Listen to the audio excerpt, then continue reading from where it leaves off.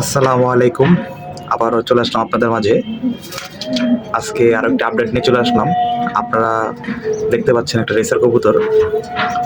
এই রেসার কবুতরটা ডিম ফুটে বাচ্চা বের হইছে, আলহামদুলিল্লাহ, মাশাআল্লাহ, অনেক সুন্দর হয়েছে, চমৎকার হয়েছে।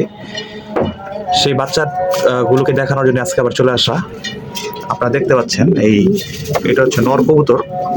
চোখটা দেখেন কি অসাধারণ, মাশাআল্লাহ, অনেক সুন্দর একটা চোখ।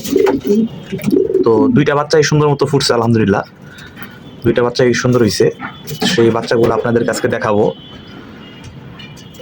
একটু দেখি কি অবস্থা, হাত দিতে দিবে কিনা জানি না।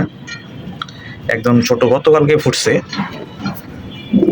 এই আপনারা দেখতে পাচ্ছেন, এই একটা দুইটা।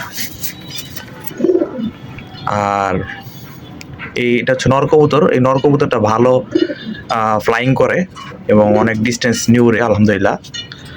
ওর বাচ্চাও এরকম হবে আশা করি। এই টপ কোয়ালিটি রেসার বলা যায়, টপ কোয়ালিটি। আপনারা দেখতে পাচ্ছেন মাদিটা বাহিরে, নটটা ভিতরে। খাবার দেওয়া হয়েছে, সব খাবার মোটামুটি খাইছে। আবার বিকেলে আরেকবার দিব, 2 বেলা খাবার দিই।